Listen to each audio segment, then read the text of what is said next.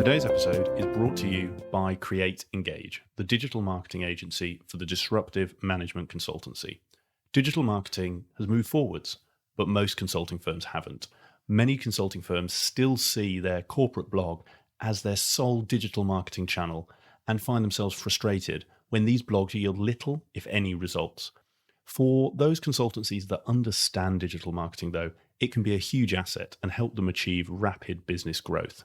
In fact, at Create Engage, we've recently written a case study of one successful consulting firm that used digital marketing to help them grow over 400% in just 3 years. Having spent countless hours researching consulting firms and consulting leaders for this podcast, it became very clear that while some firms do digital marketing well, the vast majority of consulting firms struggle to leverage its power and don't know where to start. To help those of you who want to harness the power of digital marketing to grow your consulting business, but don't have the knowledge, capacity, or in-house capability to do so, I launched Create Engage, the first digital marketing agency for the management consulting industry. As former consultants ourselves, we understand the challenges that you face when it comes to delivering effective digital marketing that engages prospective clients and generates leads. Having worked in the industry, we understand consulting buyers, what resonates with them and what doesn't. This enables us to harness the latest in digital marketing in a way that aligns with your brand and your market positioning to attract the prospective clients that you're looking to target. We understand that each consultancy is unique and have a range of services to help you shape, implement, and sustain effective digital marketing strategies that deliver results, regardless of where you are on your digital marketing journey. If you would like to find out more about how Create Engage can help you use digital marketing to take your business to the next level, then send me an email at nick@createengage.co.uk or go to our website, createengage.co.uk, where you can download that free case study that breaks down the digital marketing strategies used by one successful consulting firm to help them grow over 400% in just 3 years and gives you the secrets they used so that you can apply them in your own firm. If you want to outpace your competitors and stand out in the crowded consulting market, then get in touch. We'd love to help you grow your business through digital marketing.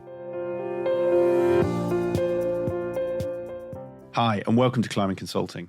In today's episode, I speak with Angus Ridgway, CEO of Potentialife, 20-year McKinsey veteran and former leader of McKinsey's EMEA strategy practice. Potentialife was born out of Angus's passion for understanding what separates the best from the rest. Having watched this play out day in, day out at McKinsey, Angus wanted to harness everything he'd learned, and following a chance encounter with his co-founder, Dr. Tal Ben-Shahar, decided to launch Potentialife, a business that uses technology-enabled processes to allow people to function at the peak of their performance every day by helping them to develop new positive habits into an improved personal operating model. With such a successful consulting career and a decade spent dissecting peak leadership performance with Potentialife, we had so much to talk about in this conversation. And it was fantastic to sit down with Angus and get his advice and his insights for anyone looking to climb in the consulting industry. Angus was recommended to me by a former guest, Simon Williams, over at DMW Group, who, having been interviewed for the show, instantly said that I should speak to Angus. I must say he couldn't have been more right, and I was so pleased we were able to get this conversation in the diary. We cover a whole host of topics in this one, and there's simply too much to list in the intro. But to give you a glimpse into what you're about to listen to, a few of the insights that Angus shares today include the number one attribute that separates success and failure when starting your consulting career, and what you should be focusing on to give yourself the best possible chance of success. Angus's secret to how he was able to climb so successfully in McKinsey, and one that is equally applicable to you, regardless of the firm you're climbing in. And for those of you at the other end of your career, the critical question that you need to ask yourself if you are trying to decide if now is the time to be staying in consulting or moving on to your next career challenge. Whether you want to learn what it takes to get to the top in a firm like McKinsey, or you're already at the top and you're thinking about what's next for you, I know you are going to really enjoy this conversation. So, with the intro done, with a little bit of today teased, all that's left for me to say is sit back, relax, and please enjoy my conversation with Angus Ridgway. Angus, welcome to the show. Very happy to be here. So you were obviously introduced to me by Simon over at DMW, who was a previous guest. And I always ask my guests, if there was someone you could interview for the show, who would you want to talk to? And he pointed me at you. So I'm very much looking forward to today. I think you win the award for sort of the most exotic location ever recorded. So do you want to just share where you are at the moment and sort of the view that I can see out your window? Yes, well, I'm sitting here in my chalet in the Alps in Switzerland. For many years, this was just a sort of occasional holiday home. But with everything that happened over the last couple of years, we just kind of ended up staying here. And I realized for the last 2 years now, basically, this is where I live now. So I really can't complain. No, certainly. I think there's worse places to live, especially at the moment. And for those who maybe don't know you so well, to kick us off, it'd be great if you could give a bit of background on who you are and how you got to where you are today. Yeah, with pleasure. So basically, I'm from originally from Liverpool, although you'll struggle to find much of that in my accent today. Well, there's one or two little hints. I studied pure maths at university, at Nottingham University, got a 2-1. And then age 21, started at Accenture. Those days it was called something different. And that was where I met Simon, actually. He was my first ever boss. I was very young in those days. I didn't really know what I was doing. And this is a theme, by the way, we might come back to. And then a few years later, and I think it was about 25, I just packed it all in because I'd met a French girl and thought I'd go to Paris for a weekend. So I rented a van, put my guitar and my record collection in, and just turned up in Paris without a job, not speaking the language and not knowing whether I'd stay for a weekend or a week or a month. As it turned out, I ended up staying there for 20 years. So in a way, a big chunk of my adult life has been spent in France, actually, outside of the UK. I went to INSEAD, did an MBA, and from there joined McKinsey in Paris. And this was really, I suppose, the moment when my professional life started to come into shape, if you like, and was at McKinsey for 20 years. I'm sure we'll come back to that. And then 10 years ago, founded Potentialife. So big blocks of my life was 20 years at McKinsey and then 10 years as founder and CEO of Potentialife. Fantastic. Well, there is a lot for us to dig into, and you're quite right.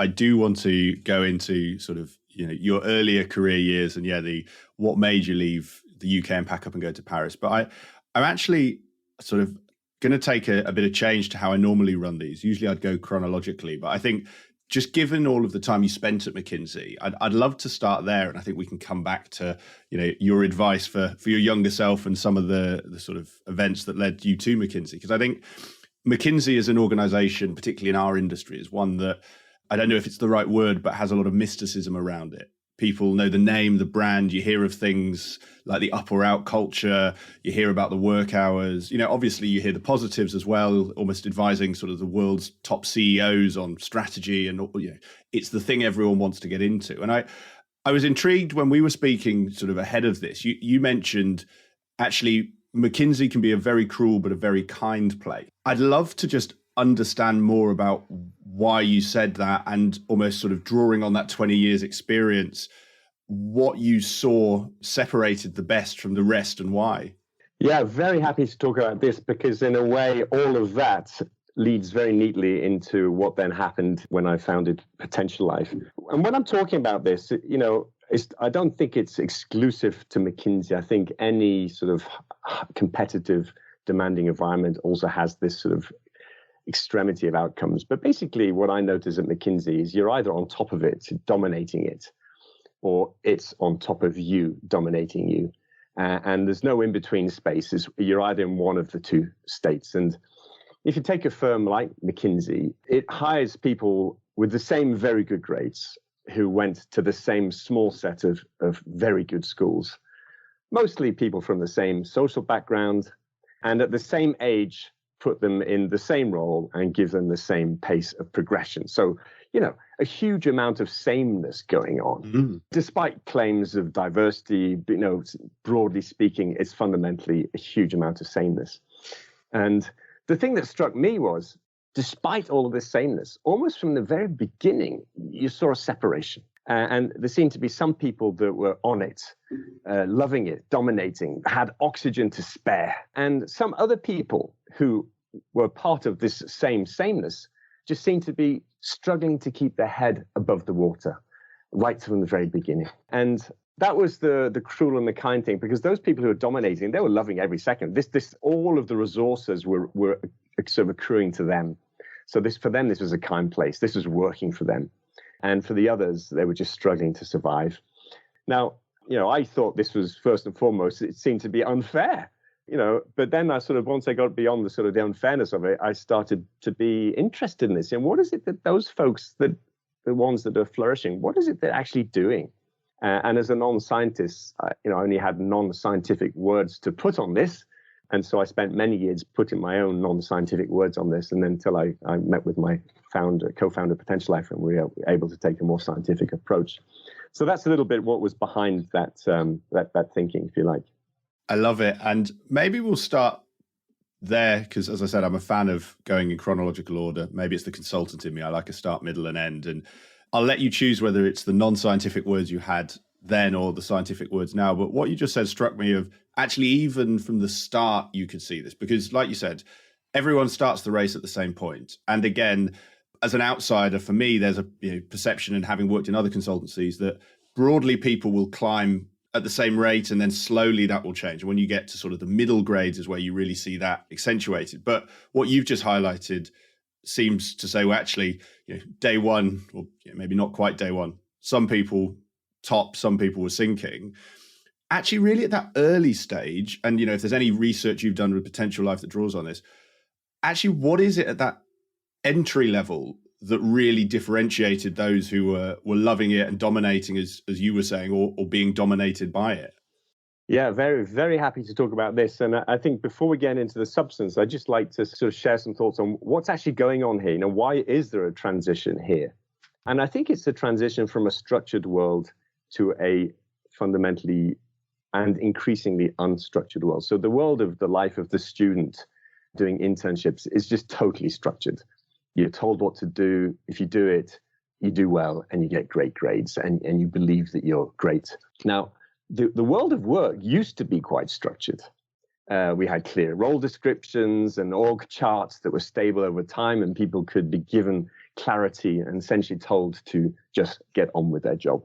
Now, because of AI and globalization and all sorts of things happening, the world of work has become and is increasingly becoming unstructured. It's like a swirling, moving network of things that are changing all the time. There's just no stability.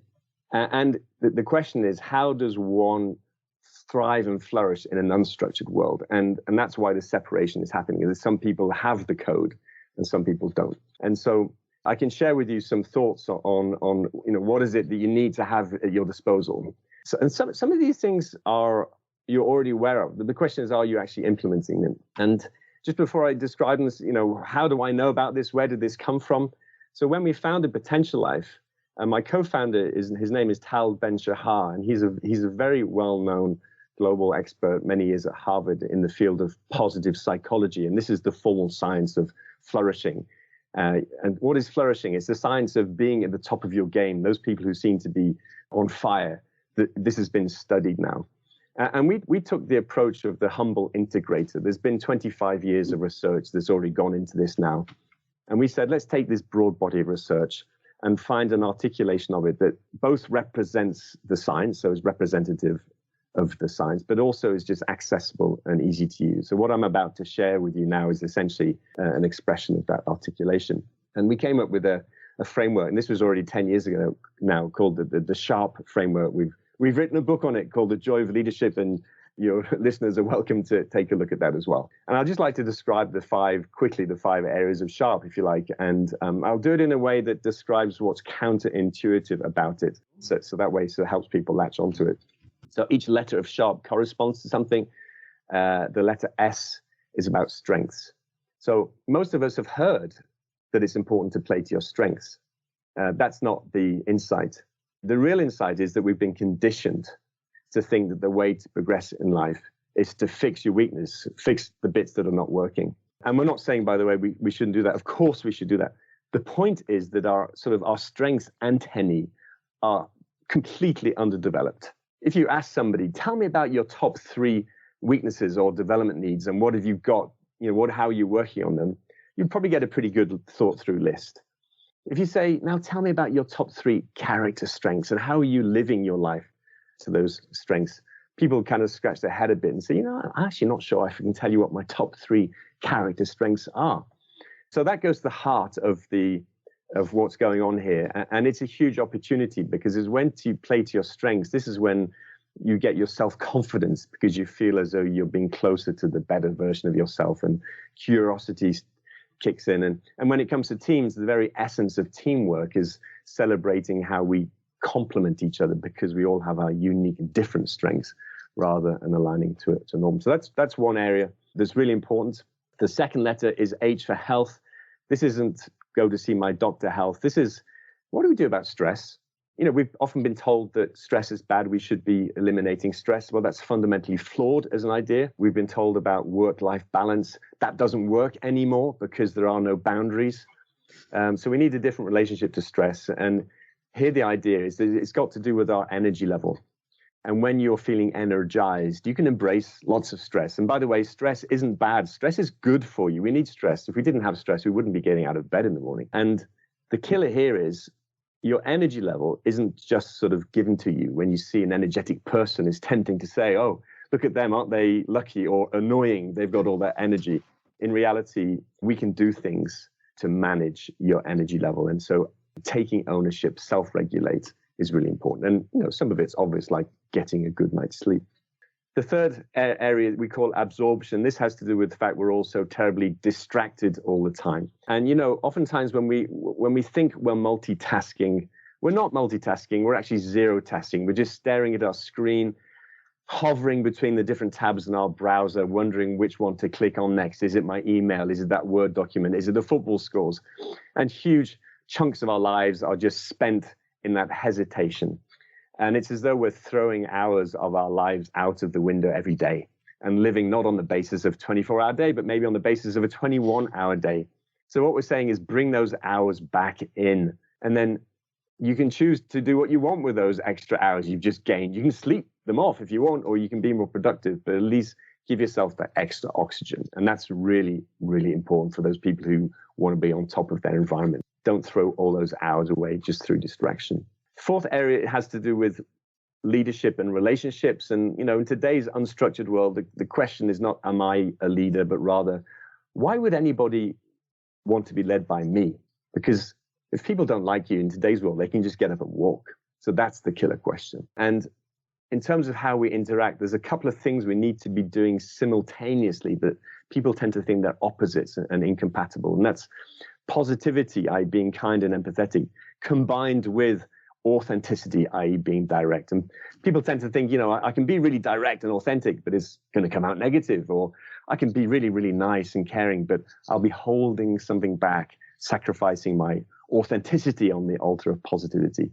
Not only is it possible, but it's highly desirable to be both caring but authentic at the same time. And that's what people want. And then the fifth and final area is purpose. This is, why am I doing what I'm doing? It's that question. Not the big meaning of life question. That's for other people, but rather meaning in life. Today, Wednesday, when I get home from work today and say, why did I do that today? What are you saying? You're just paying the rent? Or is there more to it? Is there some more meaningful framing that you have for this? And we can all do lots of things to reframe, almost like a habitual action to put the meaning into what we're doing. And the benefits are huge in terms of courage of your convictions and not taking no for an answer. Just think about this. When somebody says no to you, how do you respond? Do you just go, oh, okay, I suppose that's no then? Or do you go, no, let me explain. No, let me. What's the difference between those two responses? It's the courage of your conviction, which comes from the level of purpose that you have about why you're doing what you're doing.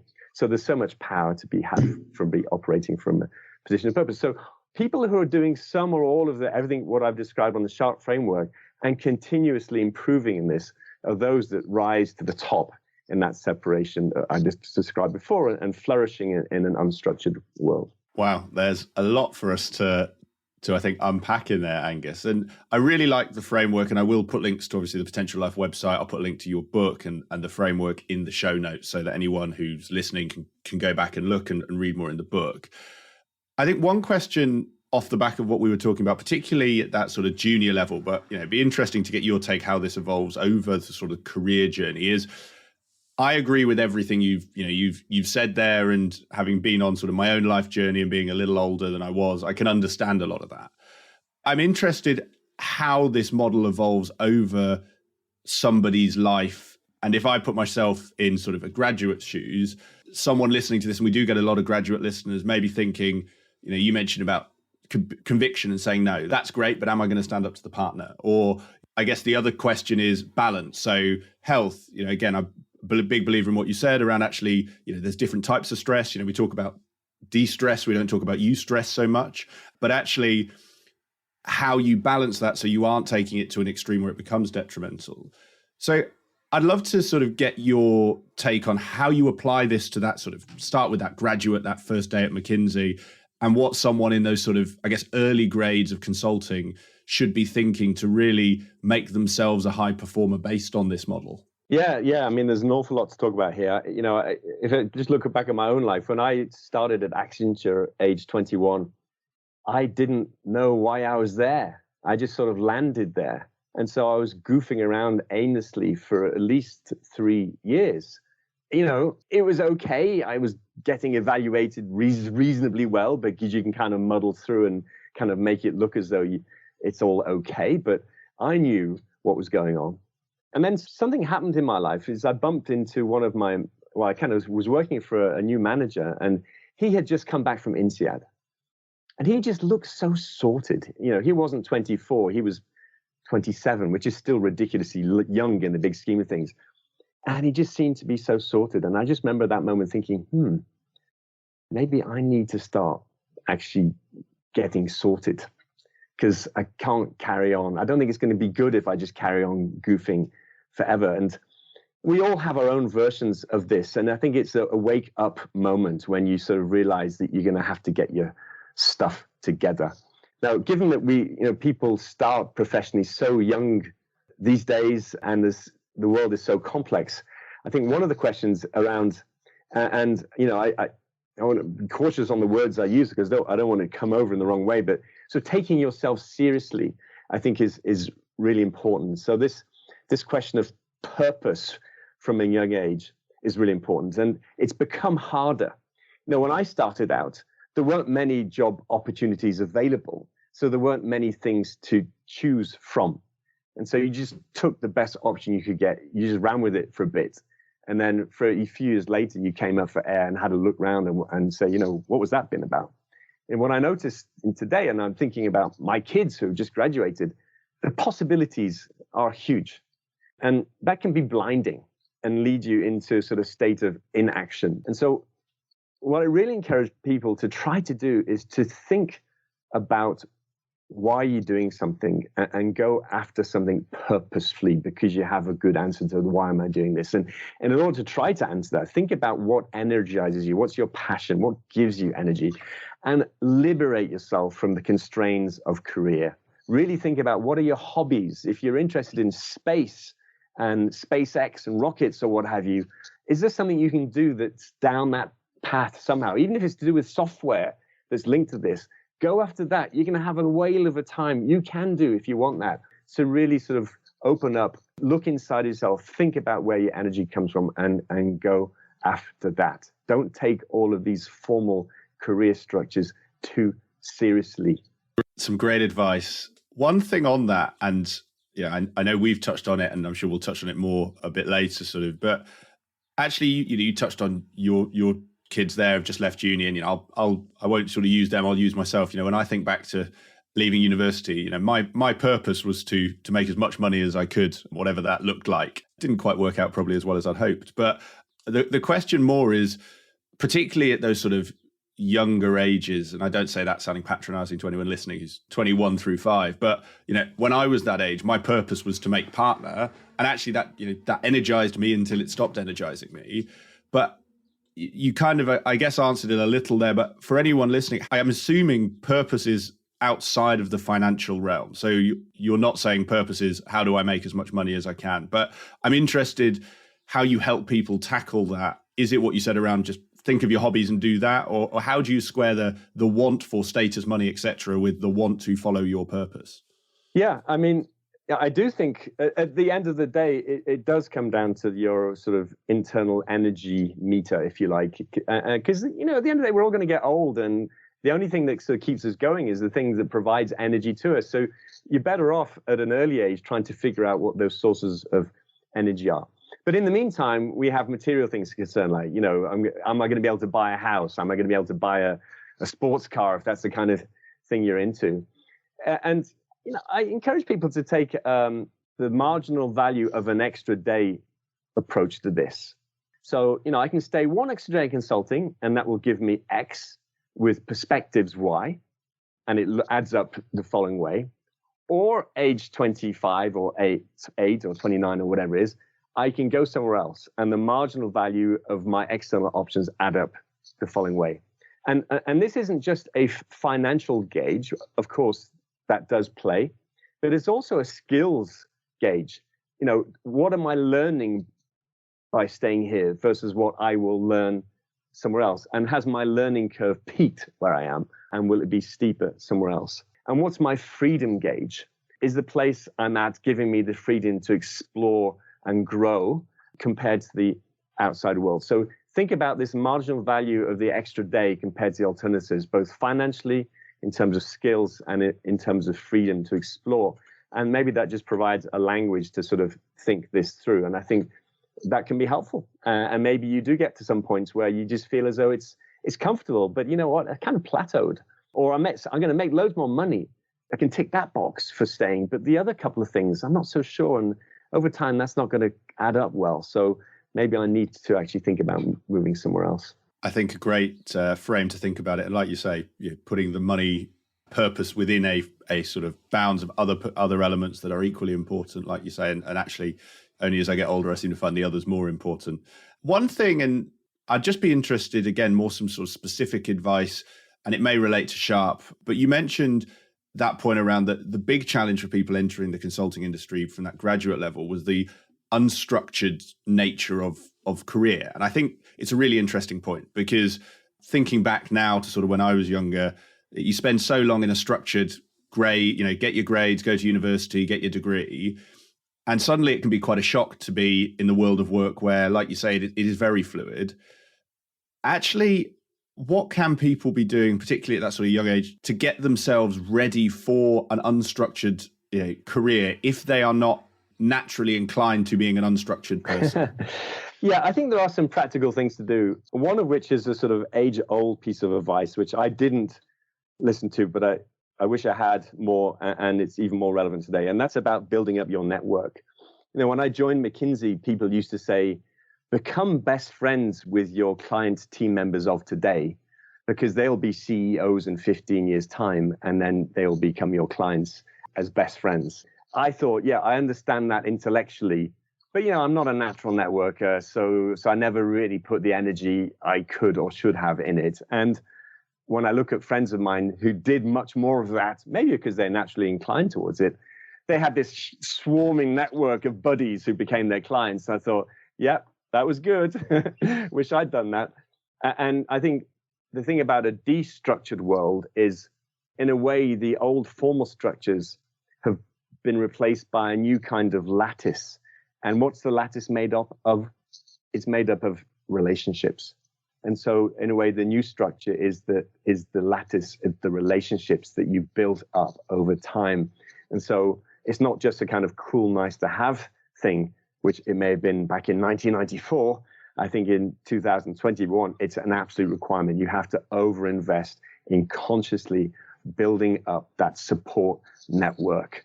And it starts really on day one. So that's one really important thing I don't think you can do without. Another one, which may sound a little bit left field for an unstructured world, is about communication. We live in a world of influence. So knowing how to talk properly is really important. And when I say talk properly, I mean understanding the power of pronunciation, of intonation, of pace, and take inspiration from some of the great talkers, whether you like their content or not. One person who I admire is Simon Sinek. He's a genius of communication. I'm not sure that he's ever said anything genuinely original ever, but he's definitely influenced me because the way he communicates allows me to internalize things that otherwise wouldn't have happened. An absolute genius. And listen to his voice, listen to his pronunciation, listen to his pacing, intonation. It's all in there. This is an absolute killer skill that some people are lucky enough to kind of have naturally. Most of us, especially if we were doing engineering or scientific degrees, were woefully underdeveloped in that area.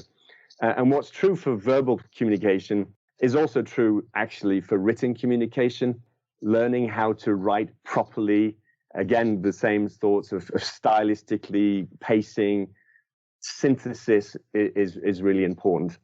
There's a book that I recommend, which is called The Pyramid Principle by somebody called Barbara Minto. It's an old classic, and basically it really just helps you structure the way you communicate. And her thesis is bad communication isn't just about communication style, it's about having a cluttered mind.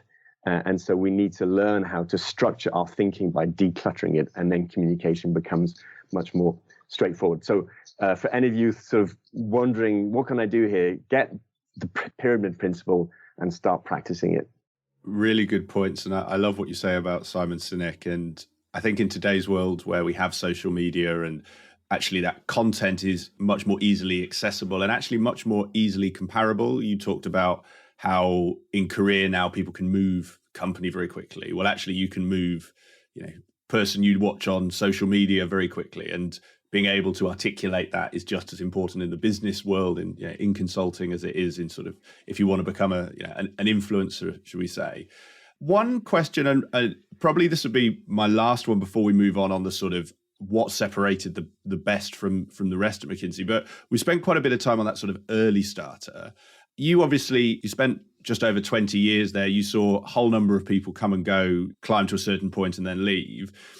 I'd love to know, was there a point in that sort of career pyramid that you often saw people fall at?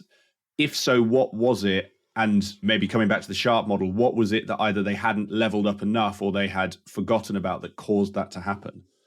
Yeah, I mean, I was there for a long time. And so in a way, 20 years is really 5 careers of, maybe 4 years each, vast simplification. But what that means is there were 5 moments of reinvention. And I think, if you're embarking on this, it perhaps seems a bit weird to be thinking those terms, because you'd be happy just to have one chapter of 4 years, perhaps, and maybe make it a partner or something.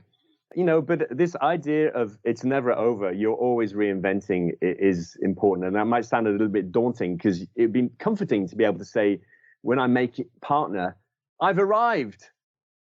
Guess what? You haven't arrived the day you make partner. It's just the beginning. And you have to get into this idea of perpetual motion, perpetual reinvention. That is the model for success. And always ask yourself the acid question: am I dominating my environment, or is it dominating me? You could use a much more unpleasant language about slavery. Am I a slave to my environment, or I'm making this environment my slave? It's not very nice language, but I'm deliberately using it to be extreme here. There's no in-between space. And when it comes to promotions, the question is, what's the power dynamic going on? And this isn't just a McKinsey thing. It is true in any environment.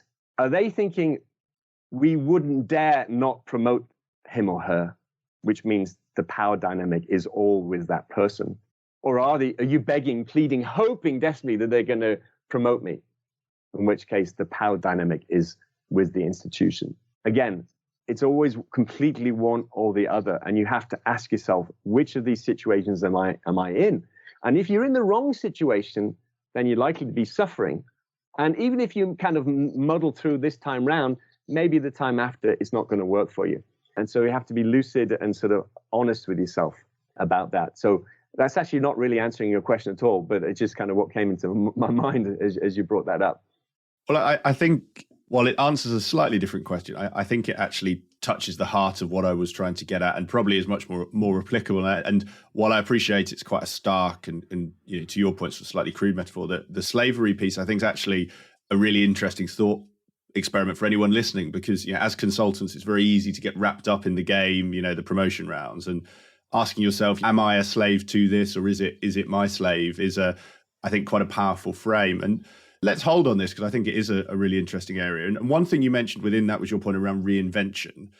Were those two pieces linked? So was it that reinvention came when you felt that power dynamic was shifting, or you could see it? How did you approach that reinvention? And as I say, were they tied together? Yeah, I think they are. I mean, so I think if I look back on my 20 years at McKinsey, I think in the big scheme of things, I had a relatively easy ride, but I had a bump fairly early on. I think it may have been my second or third engagement. So I was this British guy in France. That was never going to be that easy. And I found myself with a very, very French client and a very, very French team, McKinsey team. And it just wasn't working. I wasn't tuned in enough. And maybe they didn't like me or something. I don't know. And it was painful, really painful. And you start to have the doubts of deep failure. And not just the thought of being kicked out and having to go find something else to do. The much more painful thing is just the pain of actual failure. And most of us haven't had much in the way of failure to deal with. So I remember going to this thing, I'm really not enjoying this. I'm not going to let this happen again. And so if I stay here, I said to myself, I can only stay if I find a way to make it work in completely the other way.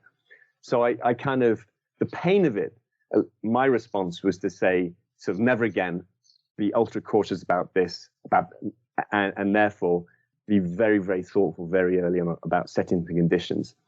And what I noticed, and this 4-year sort of cycle is often used actually, I think, in consulting as being the sort of the duration or the cadence of reinvention. Why? I was just thinking about this. I think it's because 4 years is the time it takes to do something worthwhile. It's the runway.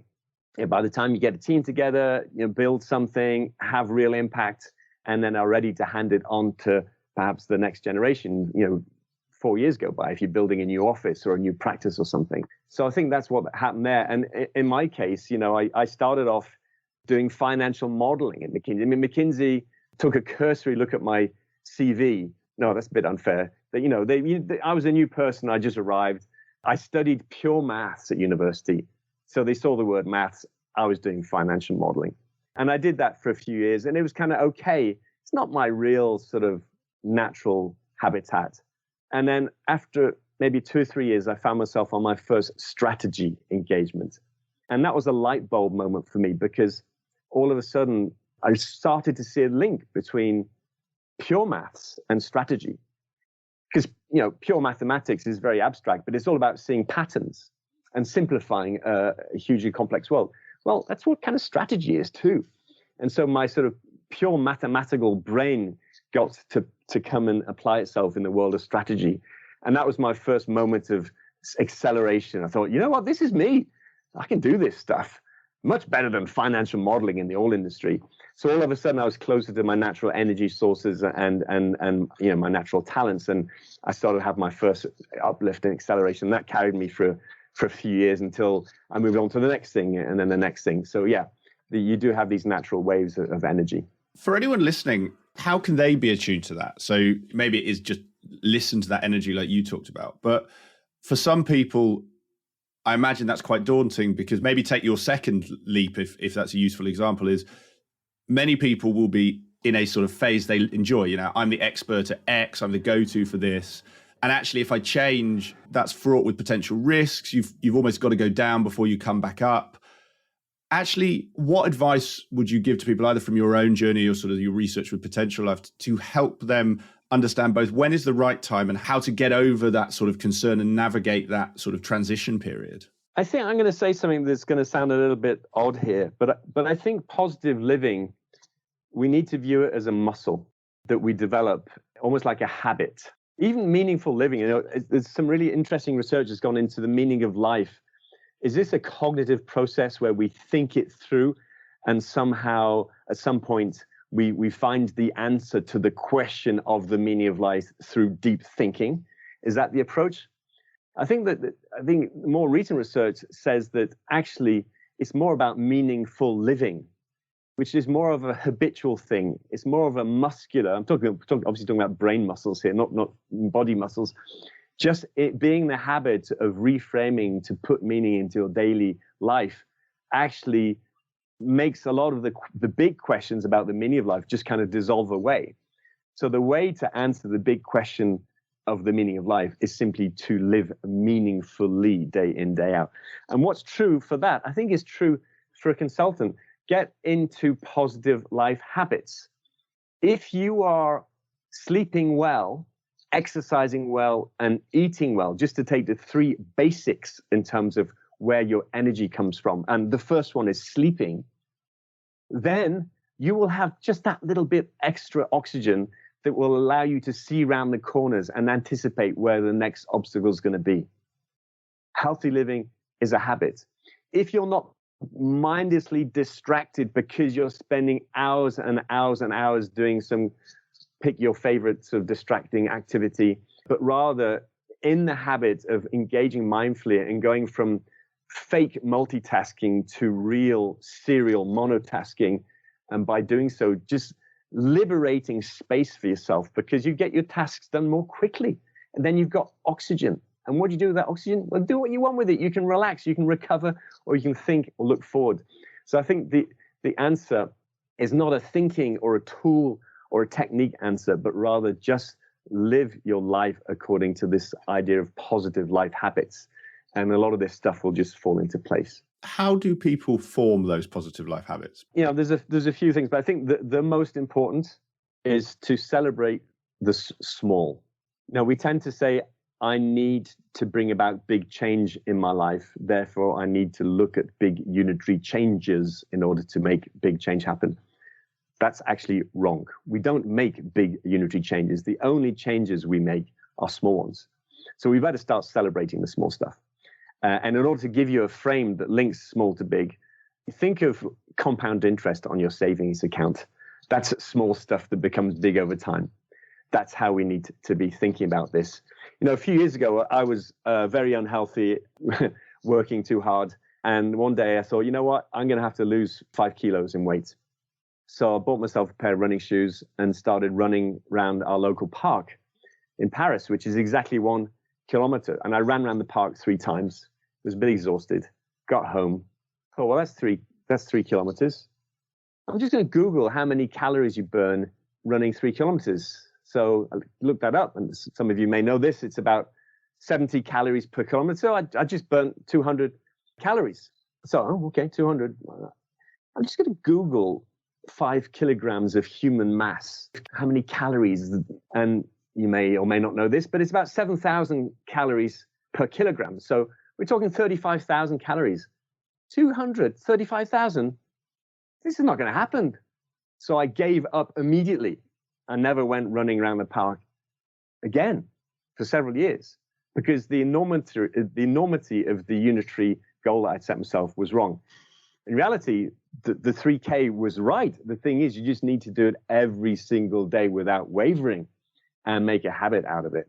And it was a few years later when my wife helped me out, because she took the same unused running shoes out from their dusty closet. She put them at the end of my bed, and she said, they're the first shoes you're going to put on in the morning. I don't care what you do, but you're going to move your body.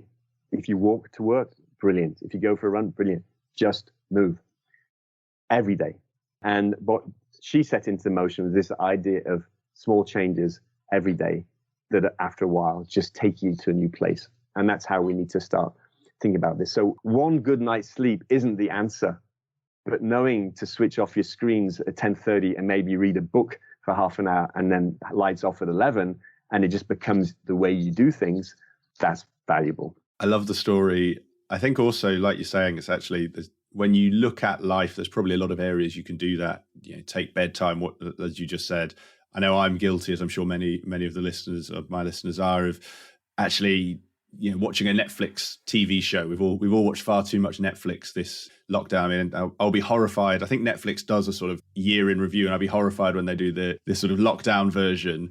But actually, those little wins of maybe I won't watch that next episode of the show. I will, like you say, go to bed and read, or go for a run, or even go for a walk. I think that it was actually something that struck me a lot when I left London. Is you forget how much you walk in London compared to when you drive around wherever else you live. But I really like that. And take that running. Was it then just a case of celebrating the little wins? So even if you didn't do the 3K, but you did 1K a day, that's still success. Because I guess that's the other challenge in a consulting archetype is success or failure can sometimes feel quite binary. Yeah. No, but this is true. I mean, just take before, when I was traveling a lot, without realizing it, I was moving my body quite a bit, just because walking through airports, there's actually quite a bit of walking involved at both ends. It's small, but you do, I was traveling every day. So that was all it was like a base load that was worth having. And then when all of that stopped, I realized I'd just be sitting in this same chair all day, just like everybody else. So going for a walk was a little gift. Just get up and go, enjoy that walk. And you have to just consciously, what's going to be my small change today, and enjoy it. I think there's another just thought for you here. And it has to do with beating yourself up and feeling guilty versus another frame. We tend to think that change is hard, and therefore, because it's hard, we say it's going to be difficult, and then we think we're going to fail, and then because we think we failed, we feel guilty because we failed, and we beat ourselves up about it. And so there's a whole negative vibe around this idea of growing. There's another alternative framing for this, which is to cut yourself some slack, to be kind to yourself, but there's a but. And the but is take responsibility. So assume the consequences of your actions. And that's very powerful. And just take the example of somebody who, it's all of us actually, who overindulges over the Christmas period. And again, maybe pile on the pounds. There are lots of people who, for the 5 months that follow Christmas, are hating themselves because they still haven't lost those 3 kilos they put on. And then finally spring comes, and maybe a month of May, and then you can say, okay, I'm back to my pre-Christmas weight or something like that. And then it repeats next Christmas. So basically 5/12 of your life is spent in beat-up mode and guilt. It doesn't have to be like that. On the 4th of January, you can say, you know what, indulge over Christmas is really good, and I'm going to do this every year. Now I'm just going to quietly get back into sort of healthy living. I'm not going to concentrate too much on it, but I'm just going to get back into movement. And probably by the 15th of February, the problem's gone away, just because you focused on positive life habits rather than feeling guilty, which leads you down a worse spiral. So I think cut yourself some slack, be kind to yourself, but take responsibility, I think is such an important thing for all of us. Great advice. And while I think the metaphor is one that can relate to anyone, and I think we're all guilty of that, I don't know if it takes me 5 months. I certainly don't beat myself up if it hasn't. But I think that point, and particularly in a high pressure career like consulting, where you are in the client as a very expensive resource, you're meant to know, you believe you're meant to know all of the answers. And actually, it can be very easy to beat yourself up for the smallest thing. The full stop wasn't on the PowerPoint, the alignment, the boxes weren't quite aligned. I said the wrong thing to the client, and actually, like you say, that's what I'm inferring from you is those are the things that get you in that negative state, which is that sort of spiral we talked about, as opposed to that positive state of starting to think more holistically about your life and where you want to go. I think, Angus, we've talked quite a bit about sort of what led you to everything that Potentialife does. And I'd probably say, why don't we actually go on to a little bit more about that? And you talked about actually your journey to starting the business. I think we've talked a little bit about actually the sort of science behind it, but I'd love to find out why you decided that this was the thing you were going to do. You'd had a very successful career at McKinsey. You'd been very happy there. What was it that made you decide, right, actually, this is the time I'm going to go out and launch Potentialife, launch this business? Yeah, I mean, it started off as a hobby, a side project that just became real. And so, as I mentioned before, right from the very beginning of McKinsey, I was always interested in this separation. And I had my own language for this, a non-scientific So I would talk about being at the top of your game and having fire in your belly and so on.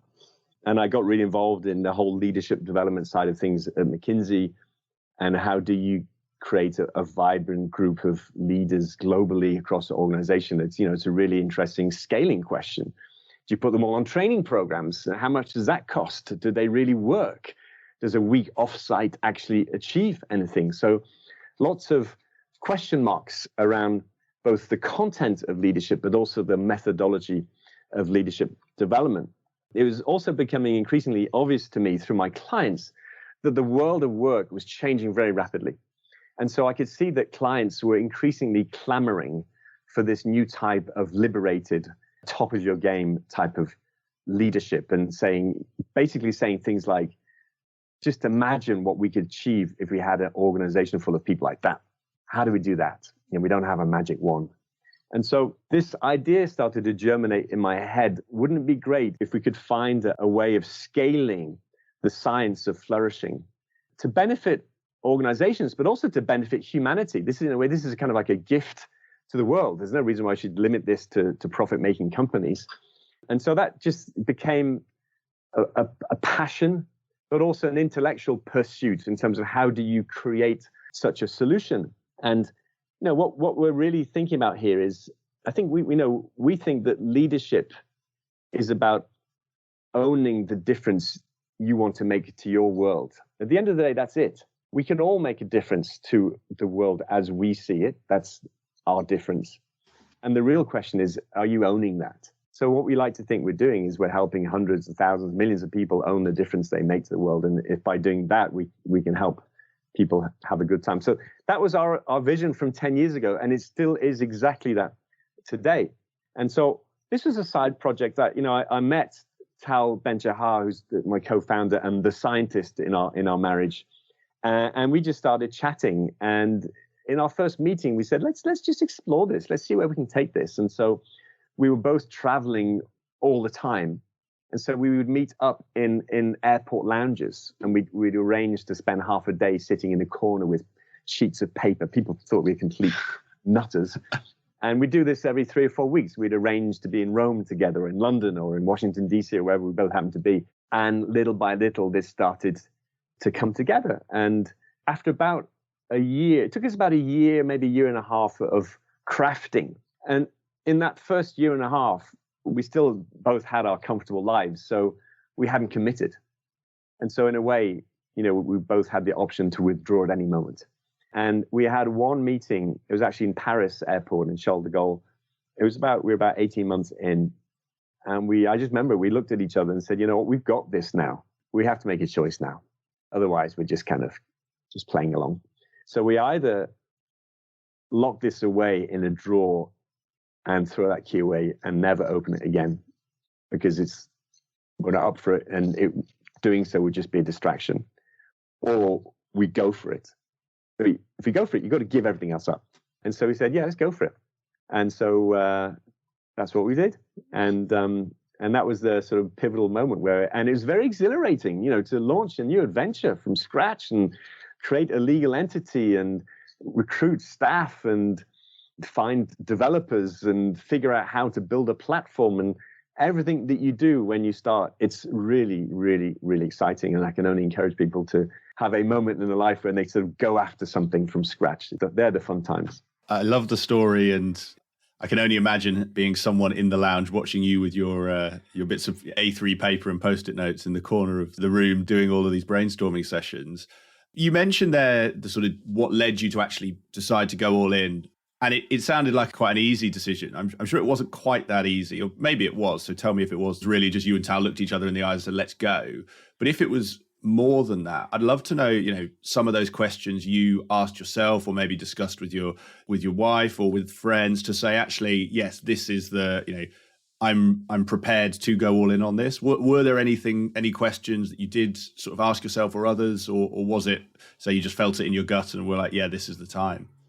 A lot of that thinking probably already had happened before, but at a more of a meta level. So, after several years in consulting, you reach a level of financial comfort, and regardless of the firm. So I'd got beyond the point at which I felt I needed to be earning money for the sake of providing my baseline of family comfort. Now, maybe I have a low baseline. And by the way, I encourage people to keep a low baseline because that's where your freedom comes from. But yeah, so that bit had been resolved. So I knew I wasn't in need of doing stuff just to pay the rent ever again. So that was cool. And then there's a sort of the advancing years of your life question. At that point, I think I was 45. I'm now 55. And your receding runway, it becomes very visible. You don't have that when you're in your 20s, but you will have it when you're 45. And you say, you need runway to build something. And I don't know what I'm going to be like when I'm 55. Now I say the same thing about when I'm going to be 65. But, and so I want to be sure that the runway is long enough. So if I'm going to jump, I have to sort of jump relatively soon. So that was playing. And there was another thing that I realized, and maybe this is just about me, but I knew I wanted to create something in this field. I also felt that I didn't have the sharpness of expertise all on my own to do it all on my own. And so I knew I was going to have to find a partner. And we had a family holiday in the Maldives. Definitely recommend, by the way. And I was thinking this all through. This is beforehand. And I remember my final thought on the flight back to Europe was, I've got to find somebody to do my thing with.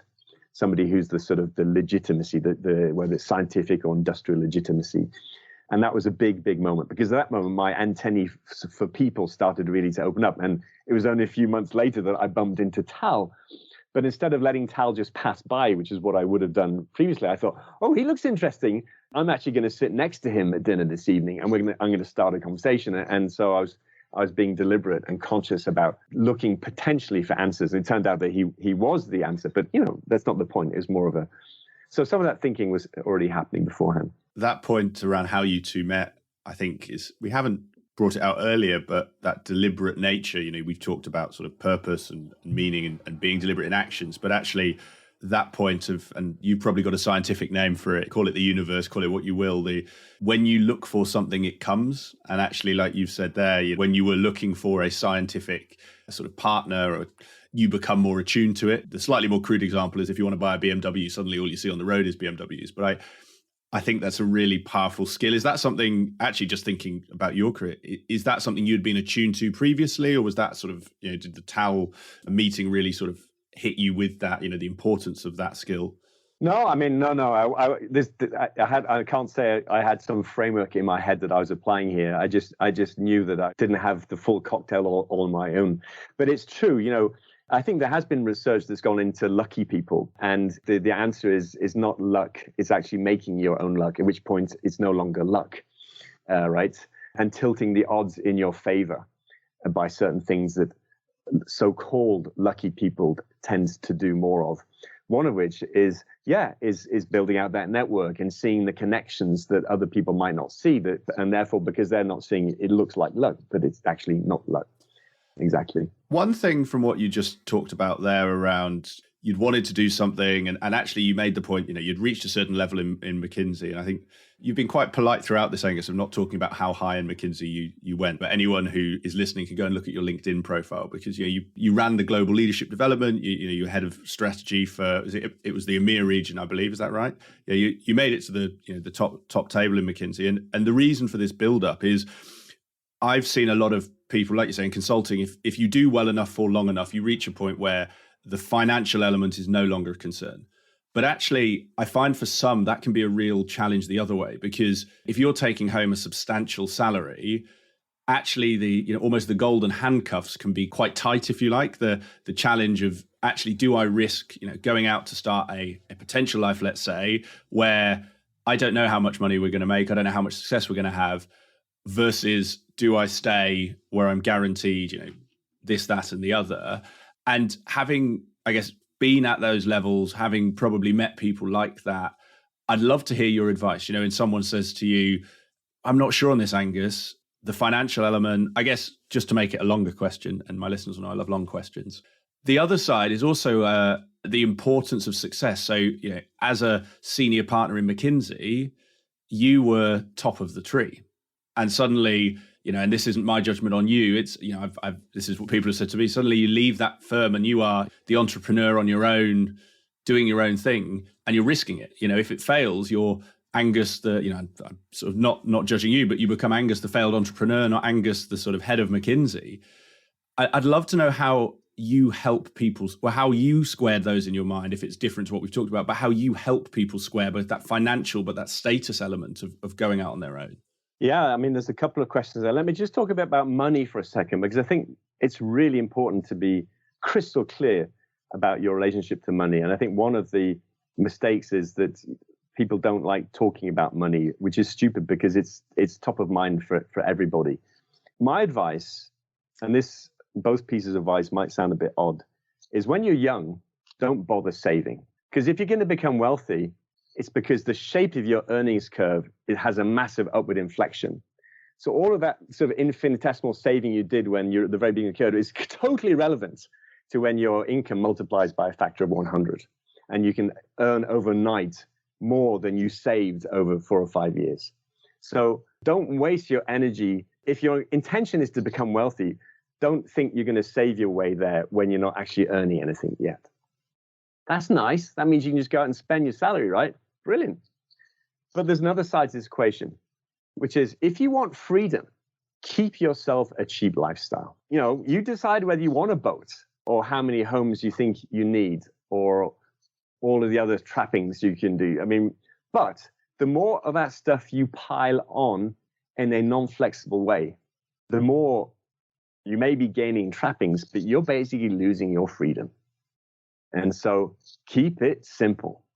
Really, keep it simple. And that's one of the things that I was lucky enough to do I've got one area where I didn't keep it simple. I bought loads of property, but that's just in a way immobilized, non-productive capital, which I suppose in theory I could sell off, but I don't want to have to sell off. But apart from that, simple life. That means if I don't earn anything, actually doesn't matter that much. That's the freedom. So that's how I encourage people to think about their financial sort of formula. Then you had a question about status. What can I say? I mean, when you've been a senior partner at McKinsey and led the various practices I've led, you've got status for life. So even once you've left, you're still that person. So that maybe I'm in a sort of special case because I don't know if it's true for everybody, but I think it basically is. You're a partner at Deloitte, partner here, partner with, you've got status. So you don't lose anything when you leave. So I think the much more interesting question is what are you going to do with your remaining years and how are you going to have fun with it? And I really encourage people just to relinquish status anxiety. Nobody gives a damn. No, other people don't give a damn. So why should you? Focus on doing stuff that looks as though it's going to be fun, and then you can have a good time. Really good advice on both questions. And now where I am, and I nowhere near what I know many partners are, so this isn't sort of said in that frame, but I know what you mean about the sort of younger years saving point. And I think, particularly this is a consulting podcast, so that applies heavily in this industry. And I think also your other point around don't get the trappings. I guess, interesting question from what you've said. As a theory, I buy what you're explaining. Spend all when you're young, save more when you're older. I'm reducing this to a yes, no, and I'm sure there'll be a broader answer. But how do you know what that tipping point is? You said it's to an extent relative to the individual, but are there any things that you say, actually, this is probably a good time to stop increasing your lifestyle and start saving that money? No, I don't know. I do remember in the early days at McKinsey, one year there was a bit of a bumper year, and they gave us all an exceptional bonus. And I can't actually remember how much it was, but it was quite a bit of money. It was, I was young. It was the early days, but maybe let's make up a number. Let's say 25,000 euros, something like that. So, definitely worth having. And I remember receiving this handwritten note from the managing partner saying, well done, we've had a great year, Angus. Here's 25K. I remember thinking that there was zero emotional response for me. I was just thinking, this is just going to literally a few extra digits on my bank account. There's no response. And I remember thinking what would have created a high emotional response would have been some kind of encouraging feedback on this difficult project I happened to be on at the time. And so in a way that had higher value for me than this zero response 25K. And at that point I started to think, this money stuff is really interesting. it really is weird and unexpected, the relationship we have to it. And so there's no easy formulaic answer here. I think we all have to find our own relationship to it. My point is, don't avoid the conversation with yourself and with those who are close to you, because everybody's thinking about this stuff. So you better actually talk about it. I think you're right. And it is something, and I don't know if it's just Brits or just the world at large, we are very sensitive about the topic of money, and probably more so than we should be. On the status side, and this is probably a much better question to elaborate on the money side. So I'll ask this, and it probably will get a better answer to what is hopefully a better question. Is, again, I buy the point of, I'm going to save, I'm going to live cheaply. And actually, if in my early years, I'm comparable with my peers. So some simplistic examples, I'm going to the pub at the same time, I'm buying the same suits, I'm going on the same holidays. Assuming that this is not the norm, which it isn't, a lot of people will live to their means. How did you, or how do you advise others almost to get comfortable with the peer pressure that can come with that? If you've, again, completely caricaturing, if you've made partner and everyone has a Porsche and you're the only one who doesn't have a Porsche, or everyone goes on holiday to a certain place and you're the only one who goes camping, there's a feeling of, my keeping up with the Joneses. How did you come to terms with, or how do you help others or advise others to overcome that? Really interested in your take. Yeah, I think we all need to make a feature of everything we do. It comes back, we haven't yet talked about color, but at some point we should do. If you buy a Skoda, Skodas are fantastic cars. Make a feature of it. They're brilliant cars. They're better cars than Porsches. Or basically, they are Porsches for 1/10 of the price, or at least they're Audis at 1/10 of the price. Find your own way of making a feature of this. If you're going camping, what a brilliant thing to do. I wish I went camping more often. I really do. The best holidays you can possibly imagine. Now, some people will say, the last thing I want to do is go and camp. Okay, but then camping isn't your example.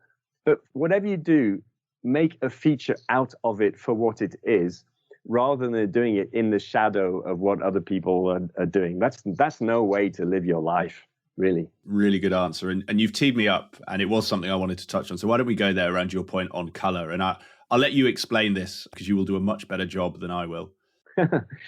Yeah, I mean, I'm a big believer that for so many people trying to get into consulting, and actually we can extend this to any sort of early steps in professional life. I think there's this idea of color. And people think that when you're being hired, that you're being selected first, and then you're going to get kind of potentially rejected. They think that that's the process. In fact, it's the other way around. Everybody gets rejected first, and then a few people get selected.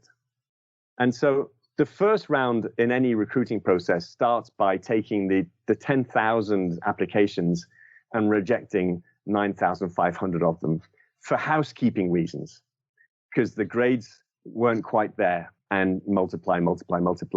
So what I'm saying is, all of the sort of by the book stuff is basically to avoid rejection. That's step one.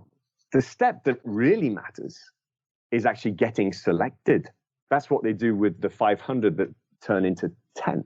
And what you need for that is color. You need to stand out. You need to be different. You need to have a reason for them taking an interest in you. And so you need to think about, what is my color? What am I bringing to this party? How am I making this firm not just bigger, but actually making it better? Because the color I bring to the mix adds a different shade. That's a totally alternative thinking, because everybody's saying, I need to get the grades, and if I have the grades and I tick all the boxes and do all of these how to get into consulting stuff and so on. No. That's just that just gets you past the I didn't get rejected phase. So I think this is actually a really sort of important thing. And color, I think, is a sort of metaphor for your sources of energy, and just being able to talk with passion and energy so that you come to life in the interview talking about anything. And again, if it's about rockets or about horse riding or about football, even being a football supporter, if you're genuinely sufficiently fanatical about your support for Liverpool Football Club, for example, that can be really, really colorful. And there's all sorts of leadership potential that can be told through that channel, but the color has to be there. How can someone get color? And that may sound like a really odd or obvious question, but particularly if someone has been just focusing on grades, or equally, and I'll let you tell me if I've got the right end of the stick here, implicit in what you're saying is color equals passion, not simply just extracurricular. So learning the violin to grade 8 because it'll look good on your UCAS is not the same from what I'm understanding. So how can someone listening, who may be at university or maybe sort of like you were, 21, 22 to 25, looking to get into the industry, how can they be getting that color if it's something they've not thought about? Yeah, I mean, I think reading. I think one acid test question is how much reading do you do? And by the way, I actually include serious consumption of YouTube as part of the extended sort of modern definition of reading. And to what extent is one of the topics that you're interested in, are you really getting properly underneath the skin of it and exploring it? And if you say, you know what, no, I kind of skim a few books here and there, when I look at YouTube, I'm just sort of skimming around and stuff. That means you're probably not really going deep on anything that's passionate to you. And so maybe it's time to have a rethink. What are some of my pet topics? And I just really get underneath the skin of it so I can really properly talk about it. And you'd be surprised. You can become, with the wealth of information that's available today, you can become an expert on any topic today. The information's available. You just have to go after it. I think you're completely right. I'm smiling at the inclusion of YouTube because I've seen it used for both. And I'm intrigued, particularly for anyone listening to this who may be actually a leader of a consulting firm looking to hire. And let's say they don't have a sort of recruitment machine like a McKinsey would have.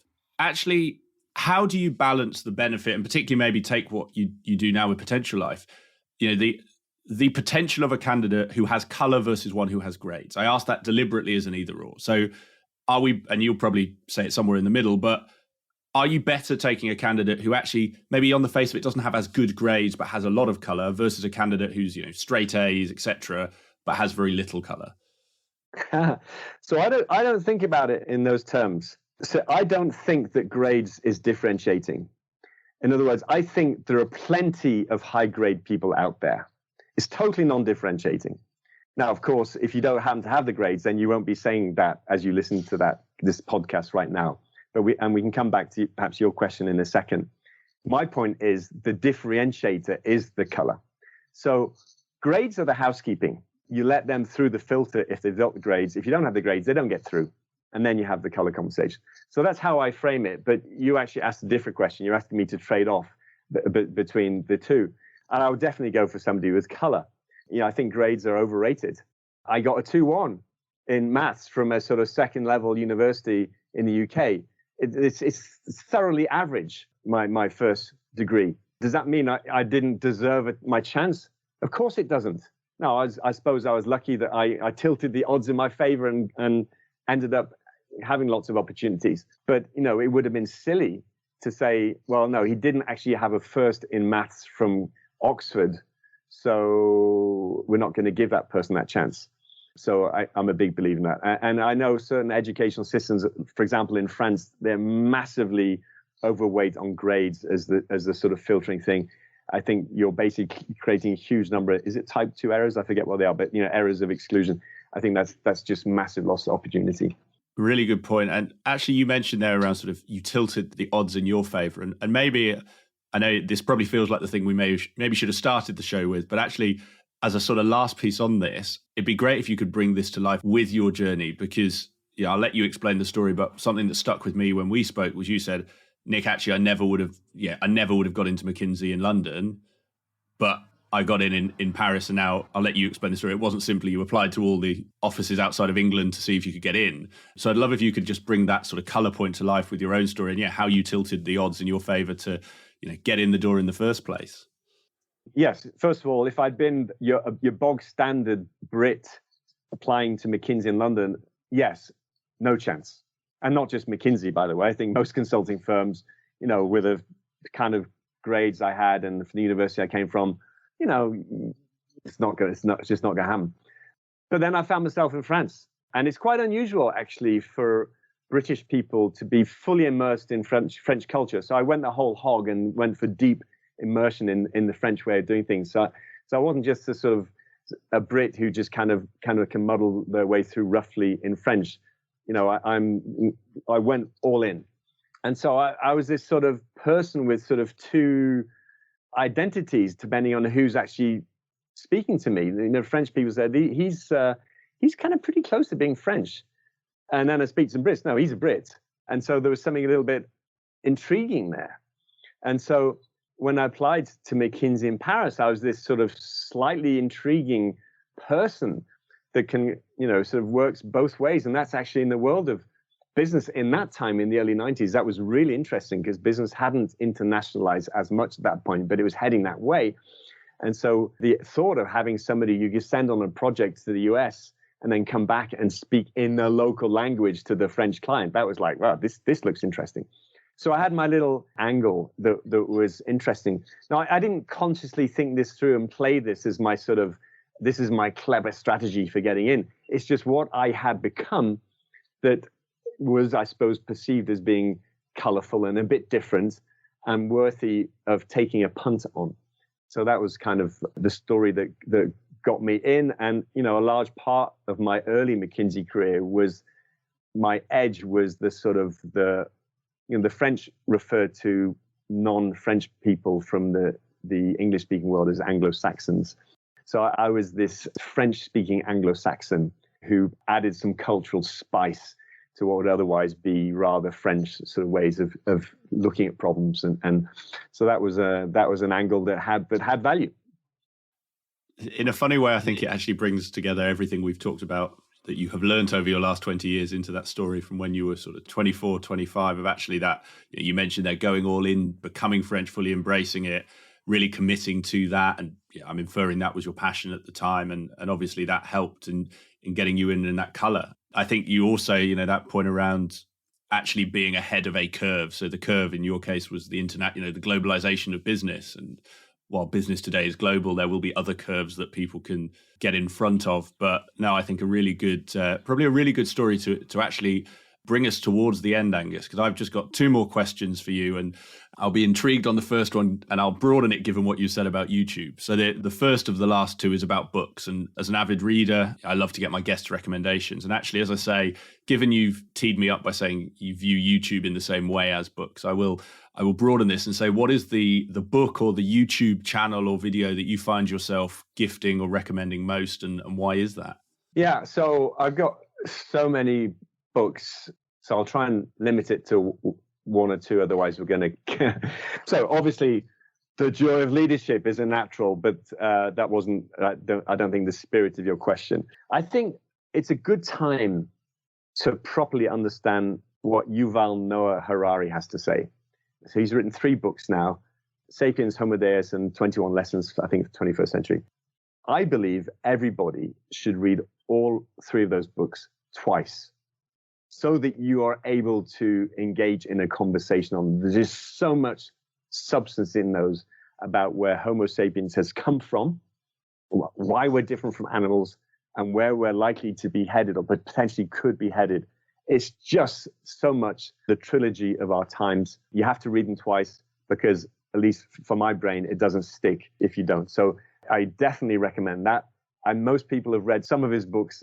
What I'm really saying is go all in and get stuck in, because it's really, really interesting and I think relevant. There's other books I really like the look of, and I kind of picked them up. Not that me showing them on the screen is going to be any use for the podcast, but I'm really interested in and worried about where global capitalism is going, and the fact that nation states have lost their ability to regulate companies because these global companies are now essentially become unregulatable. And with that, financial flows have become untaxable. And it's a huge problem. And it's not just wealthy Western people using tax havens. It's also a huge amount of development aid that goes into Africa, basically ends its way directly in the Cayman Islands because it's basically being laundered. And so there's a great book called Moneyland by Olivia Bullock, which basically describes all of how the global sort of tax evasion system works and what's basically happening to all of the money of the world and just how much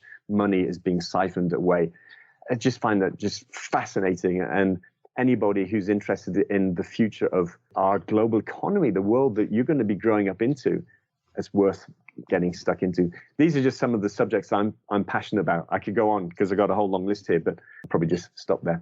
I think some great recommendations, Angus. And yeah, I mean, also, if you have got a list, do send them. I'll put them in the show notes as your extended reading list. But I think, yeah, I'm about halfway through Sapiens. It's embarrassing to admit, but it's been halfway through for a little while. I think it's a hugely powerful book. I think, like you said, it isn't the easiest read. It's not a Harry Potter, but it is, very powerful. And I obviously haven't yet got to the next two, but given the recommendation, I may well go pick it up again this weekend. But no, some really good recommendations. And yes, if there's any others you have, I will obviously put your book in the show notes as well. But any others that you sort of think, must read. And genuinely, because you mentioned it, if there's any, I'm not going to ask you to explain them now, but if there's any YouTube channels that you think talk about these topics in a sort of really powerful way that others should go and watch, do let me know. Because yes, I increasingly, particularly as I get older, I see more younger folk watching YouTube, or the YouTubers, I tell my nephew. So yeah, please do give me those. And then the last question is really, well, it could be a wrap up, it could be something we've not touched on, but it is broadly along the theme of the interview, which is you've got three people in front of you. One is, let's say, that graduate. I won't say you at 25. I'll say that graduate who's just entered McKinsey. You've got someone who's sort of middle grade. So call that 4, 5, 6 years in. They're far enough in that they've got choices. They're not far enough in yet that they're at the top of the tree. And then the final person is somebody approaching partner. And the question's quite simply, what one piece of advice would you give to each of them? Yeah. So the person who's starting their career in consulting, I would say, statistically, you're not actually starting your career in consulting, because the vast majority of people that start in consulting don't have a career in consulting. So really what you're doing is you're starting your career. And so don't view this as your career in consulting. View it as the start of your professional life. And I would go back to this idea of passion and purpose, and this idea of going all in. Whatever you do, as I reflect on this conversation, and in a way you've helped me understand a little bit more about myself, actually. And I think this idea of going all in is really, really important. And it's difficult because there are so many possibilities. So it's very easy to stand on the edge of the dance floor, never actually getting into the mix. The message is go all in one way or another. So then you have the person who's the sort of, a few years in person.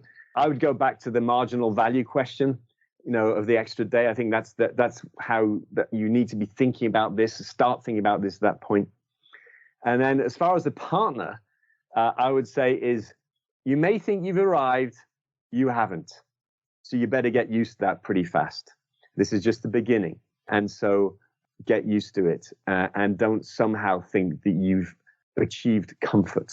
On the contrary, there is no comfort in consulting, and basically we shouldn't be solving for comfort in any aspect of our professional lives. We should be living this as an adventure where the lack of comfort is more than offset by all of the joys of the ride. That's how we should be playing for this. I guess I think a great place for us to finish. So thank you very much for your time. I've really enjoyed this conversation, and it's been great finding about you, and particularly what you're doing now at Potentialife and how you're helping your clients and the model you're using. And there's, like you say, I've helped you. I think there's a lot of things coming out of this that I'm going to be thinking about over the bank holiday weekend we're just coming up to. And I think the very last thing to ask is, for anyone who has listened to this, has enjoyed it, would like to find out more about yourself, like to find out more about Potentialife, where would you point them to? Where can they get in touch? Yeah, so LinkedIn, that's obvious. And there's only one. There aren't many Angus Ridgways. It's not an massively unusual name, but it's unusual enough for there only to really be, I think, one of me on LinkedIn. So that's easy to find. And then Potentialife with a single L, so Potentialife. You can learn all about us there, and you can get in touch with us there. And if anybody has questions and just interested in following up or exploring themes, I love connecting with, engaging with, and talking with young people. So it's always a pleasure for me. So don't be shy about getting in touch. Fantastic, Angus. Well, we'll put all of those links. I'll put your LinkedIn profile and the Potentialife website in the show notes so people can find them. And as I say, really enjoyed this. Thank you for coming on the show, and all the best for the rest of your week. My pleasure. Cheers, everybody. Thanks a lot, Angus. I hope you enjoyed today's episode of Climbing Consulting. If you have any guest recommendations, comments, ideas, thoughts on how I can make this show better for you, just drop me an email. It's nick@createengage.co.uk. and I really look forward to hearing from you.